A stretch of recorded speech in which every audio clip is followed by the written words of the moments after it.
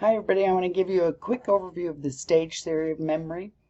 And you see this in your textbook, but we usually as psychologists talk about three different types of memory: the sensory, the short-term, and the long-term memory. We'll talk about each one of these in turn. Each of these memory stores is different in the function, so what the purpose is and how much information it can hold, the capacity, and the duration, or how long the information lasts. We'll also talk a little bit about the control processes. Those are these things here that you can see on the screen: the attention, the sensory, the maintenance, rehearsal, anything that's moving information between the different types of memories, or the different stages of memory. Sensory memory is the first, and the function is to receive information from the world. So your senses, what you see and hear and taste and so forth. Most psychologists believe that we have a sensory memory for each different sense. We believe that the capacity in your sensory memories is very large, but that the duration of your sensory memories is short. We have spent most of our time focusing on iconic, which is visual sensory memory, and echoic, which is the hearing, the sensory store for hearing. And we have found that for vision, less than a second is how long the information will last, and for auditory or echoic, it will last between 2 and 4 seconds. And fascinating studies were done by Sperling to help us find this. This was done in 1960, and what he did is he presented letters on a matrix for 1/20th of a second and asked people to report as many things as they could remember. Most people were reporting 3 to 5 of the letters. So these are additional experiments that he did. So here's the original. In the original, he displays these 12 letters. He immediately asks people he flashed it for a 20th of a second, takes it away, and says recall, and they were doing 3 to 5. The next thing he decided, when he found out they were only remembering 3 to 5, and almost everyone was remembering the Q, C, F, T, and S, if they remembered all 5, so they were reading them like we do a book. And so what he decided to do was check and see if they really held more information than that. So he did another series of experiments where he taught subjects to listen for a tone.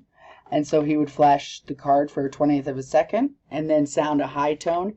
If you saw the high tone, you should recall the Q, C, F, T. If you hear the medium tone, recall the S, K, G, O. And if you heard the low tone, recall the bottom row, the W, R, J, B. What he found is that people could remember almost all 4 of them regardless of where it was. So it didn't matter if it was the top row or the second row or the third row. Then he decided to find out how long the information really would last. And so this is when he starts doing this and changing the length of times. So then he starts showing the slide for a 20th of a second and waiting for a 10th of a second and then sounding the tone, waiting for 2/10ths, and so on and so forth. And by the time he got to a second, no one was remembering any of the letters. So that's how he discovered that your iconic or visual sensory memory lasts a second or less. With information from your sensory, in order for that information to go from sensory to the short-term memory, the first thing that you have to do is pay attention to it. If you don't pay attention to it, it will not get encoded into the short-term memory and you will not have awareness of it. So you have to pay attention. So think about some things like what's on the back of a $1 bill. And if you can't think of it, it's kind of interesting thing how many times you've seen and held a $1 bill, but you don't know what's on the back of it. Chances are that's because you never paid attention to it. The only thing you want to know about a $1 bill is that there are ones in the corner because that's how much it's worth. You can do the same thing with the colors of the stripes of the American flag. Think how many times you've seen it, and do you remember how many stripes there are and what colors they are? Again, you may not have paid attention to that, so it may never have made it to your short-term memory. The function of your short-term memory is your conscious processing of information. So this is everything you are currently aware of. Everything you are thinking about is held in your short-term memory.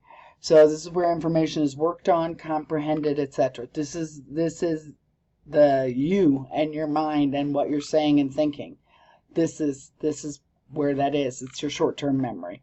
Information can come to the short-term memory from either the sensory or the long-term, but anything that you are currently aware of is housed in your short-term memory. Short-term memory is very limited. It holds the magic number 7, which is 7 plus or minus 2 pieces of information. That's really limiting.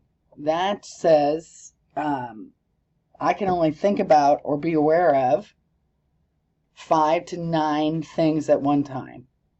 And if you want evidence of this, I would like you to try this with the next slide. And you can do it yourself or do it with someone, have someone do it. You need a partner to do this. But if you take the list of numbers that I'm going to show you next, have someone look at this list of numbers and have them say ready, and then read the list of numbers, and then go, and then you write it down.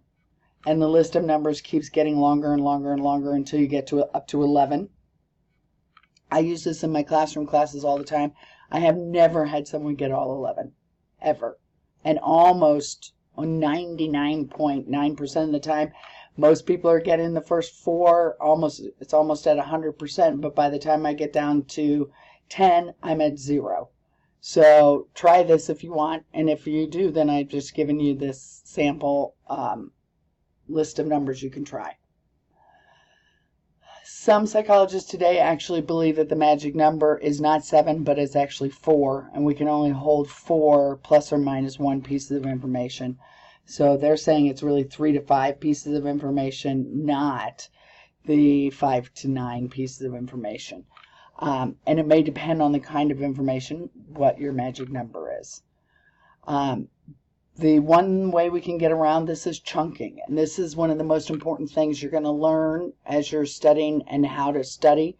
You need to chunk things or group things together. So when you're chunking information, you're putting it all together as one piece. And then when you draw it from long-term memory, you're using all of that information is coming from long-term back to short-term. So this is why like a test outline is a great thing, I think, and I'm a linear person, so that I can actually look at long-term memory and have everything that's associated with long-term come to my short-term for use at the same time. So the better you can chunk and organize the information as you're studying it, the better your recall will be of that information. The duration is very brief. It lasts for only 20 to 60 seconds. If you need the information in your working memory longer than 30 seconds, chances are what you're going to do is simply repeat, repeat, repeat. And that's called maintenance rehearsal. So imagine you're trying to memorize a 7-digit phone number and you have to get over to a piece of paper to get to it. You will repeat, repeat, repeat over and over again.